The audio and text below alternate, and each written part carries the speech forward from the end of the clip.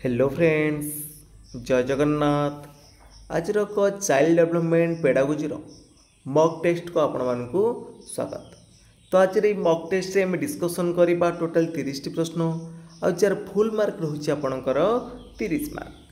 तो आज mock test आपण मानकु निश्चित भाव आगामी ओटीएटी ता सहित आपणकर जो एसएसटी रो सेवक सेविका एग्जाम रहिला ता पई बहुत हेल्पफुल करिवो। जदि आपण मानक मॉक टेस्ट भल लगे निश्चित भाव में लाइक करेंगे, कमेंट करेंगे, ता सहित शेयर करेंगे। और जो पिला माने कि चैनल को प्रथम थर पे विजिट करुवे चैनल को सब्सक्राइब कर रखिए।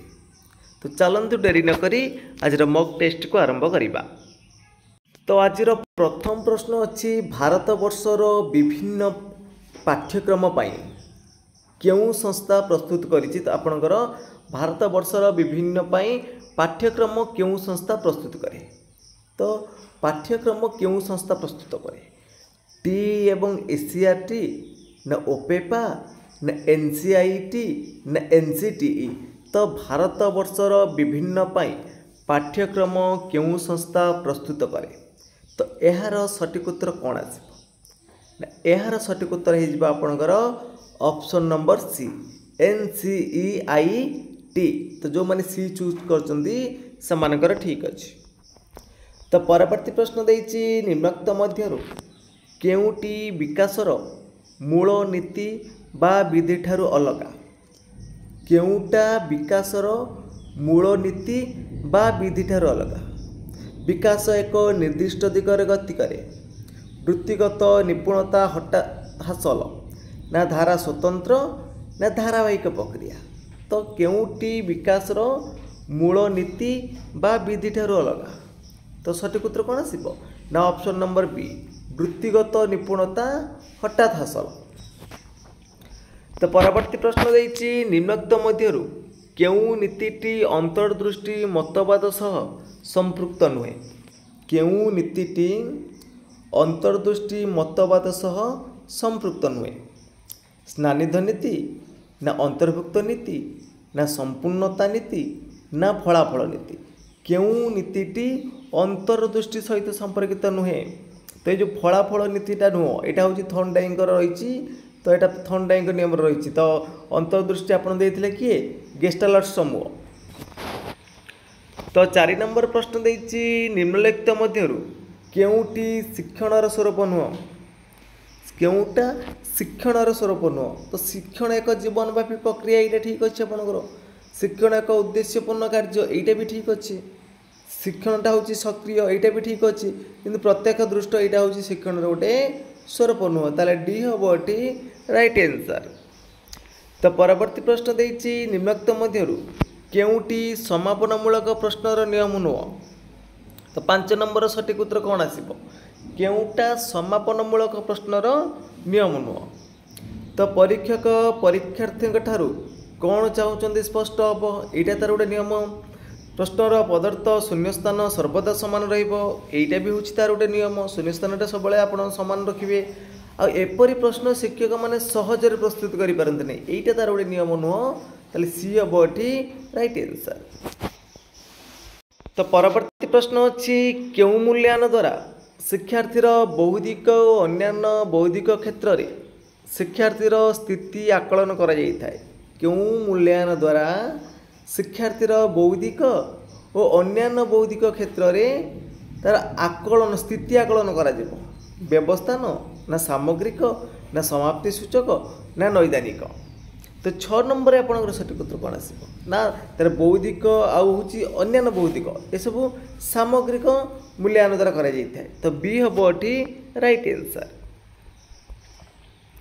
तो परवर्ती प्रश्न देछि जड़े लोकर प्रकृत बयस 50 हेले तार बुद्धिआंक केते हम 40 54 36 ना 72। जड़े लोकर प्रकृत बयस 50 हेले तार बुद्धिआंक केते हम। तो सटीक उत्तर ऑप्शन नंबर बी 36। तो परवर्ती प्रश्न देछि हर्लंक मतरे षष्ठ श्रेणी रे पिलाटी पढ़िला बेले से प्राय केतोटी शब्द शिखि थाए। हर्लंक मतरे षष्ठ श्रेणी रे जदि पिलाटी पढ़ुची तो से केते शब्द शिखि 40,000 ना 45,000 50,000 ना 55,000 तो सठिक उत्तर कौन आसो ना षष्ठ श्रेणी बेलू पाखापाखि पिलाटी 50,000 टी शब्द शिखी सारी।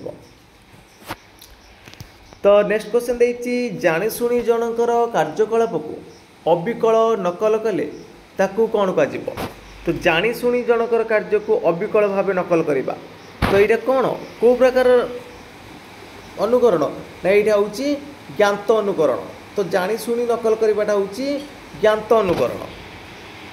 तो परवर्ती प्रश्न अच्छी क्यों प्रकार प्रश्न रे मूल्यायन बेले व्यक्तिनिष्ठता देखा जाए सीमित उत्तरमूलक ना दीर्घ उत्तरमूलक ना वस्तुनिष्ठ ना मुक्त उत्तरमूलक।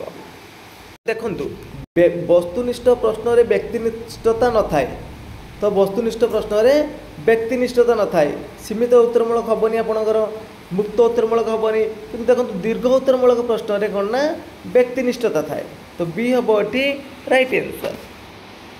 तो परवर्ती प्रश्न अच्छी निम्नोक्त मध्यरु केउटी मनोविज्ञान को आचरण संपर्क विज्ञान करिवार युक्ति नुहे केउटी मनोविज्ञान को आचरण संपर्क विज्ञान करिवा युक्ति नुह तो 11 नंबर रे आपनकर सठिक उत्तर कौन आसीबो ना सठिक उत्तर हो आपनकर ऑप्शन नंबर डी हो मन और शरीर मध्य पारस्परिक संपर्क थाए तो डी हम ये राइट आंसर।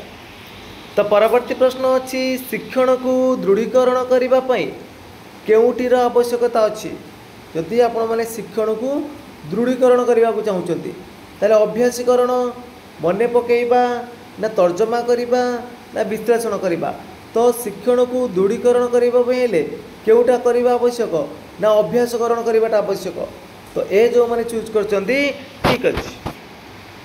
तो परवर्ती प्रश्न अच्छी 18 ରୁ 40 वर्ष बयस पर्यंत अवस्था को कौन कह तो 18 ରୁ 40 वर्ष बयस हूँ कौ प्रकार अवस्था ना यहाँ हूँ आपणकर आद्य परिणत अवस्था 18 ରୁ 40 वर्ष है आद्य परिणत अवस्था।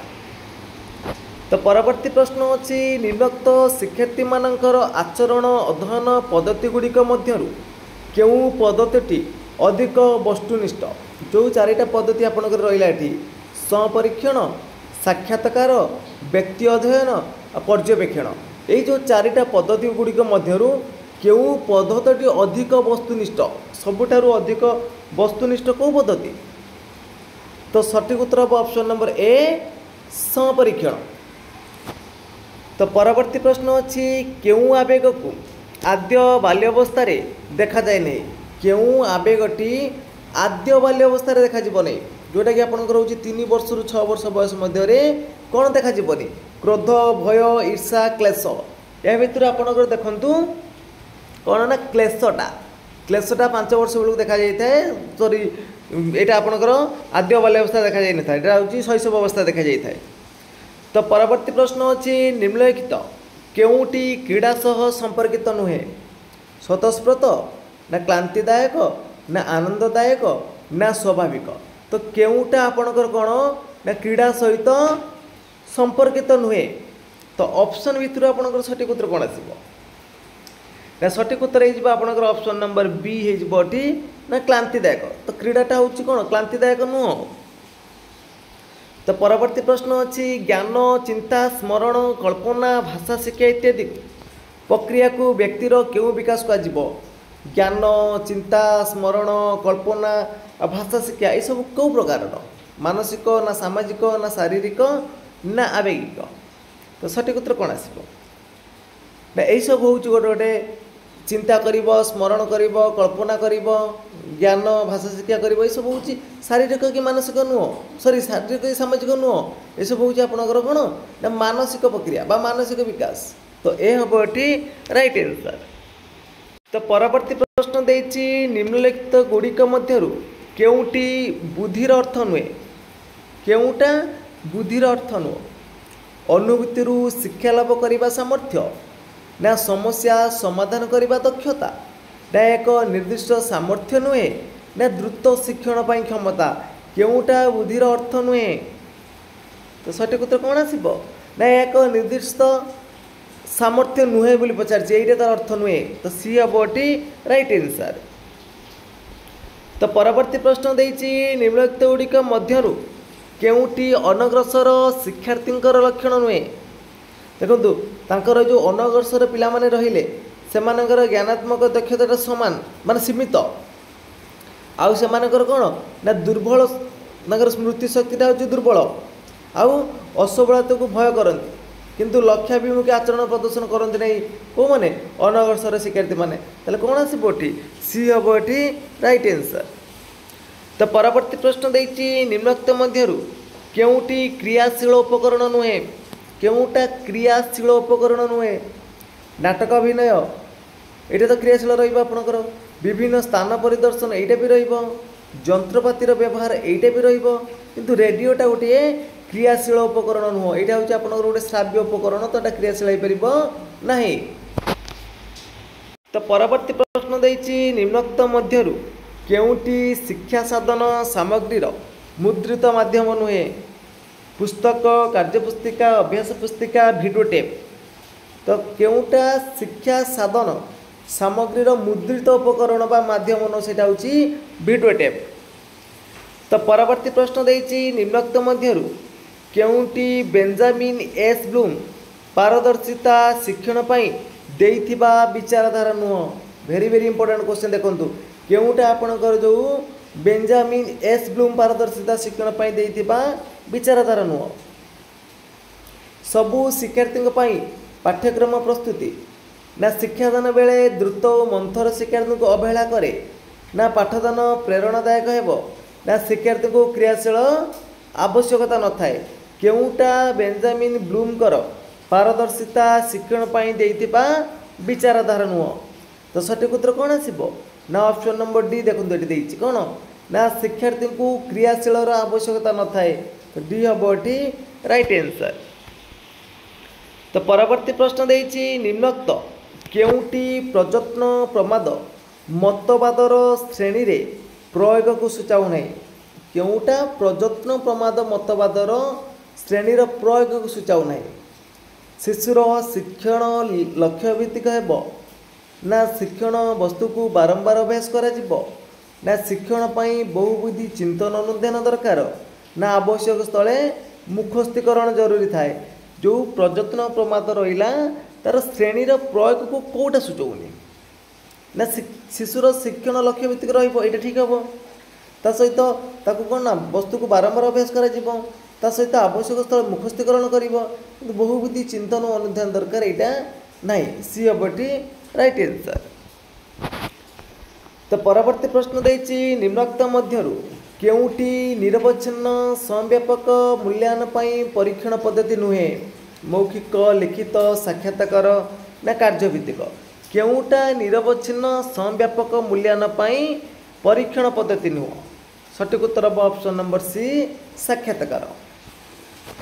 तो परवर्ती प्रश्न देती शिक्षण प्रक्रिया रे शिक्षार्थीर आचरण जो संवेगात्मक परिवर्तन होउची ताहा केउ परीक्षा द्वारा जना पड़े शिक्षण प्रक्रिया रे शिक्षार्थीर आचरण जो संवेगात्मक परिवर्तन होउची ताहा केउ परीक्षा द्वारा जना पड़िबो मनोवृत्ति परीक्षण ना कृति परीक्षण ना एकक परीक्षण ना अभियोग्यता परीक्षण।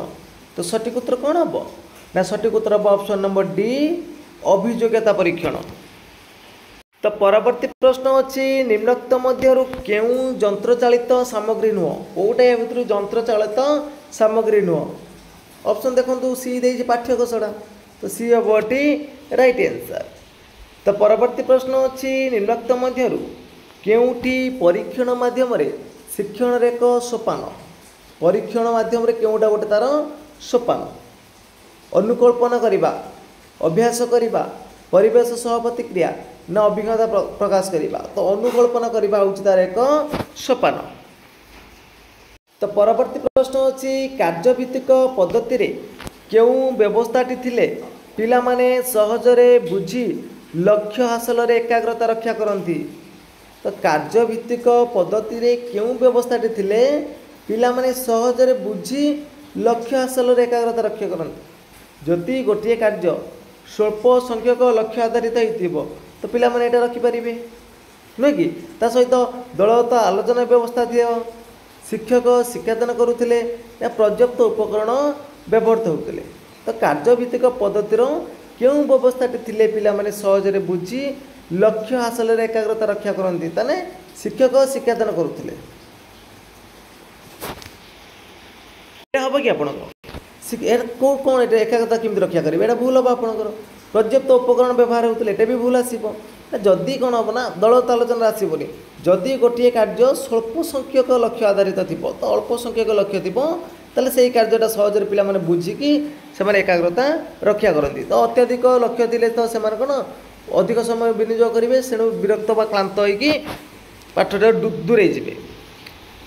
तो परवर्ती प्रश्न देछि निम्नोक्त मध्यरु केउटी बहुश्रेणी शिक्षादान पई आवश्यक योजनार अंतर्भुक्त नुहे केउटा बहुश्रेणी शिक्षादान पई आवश्यक योजनार अंतर्भुक्त नुहे।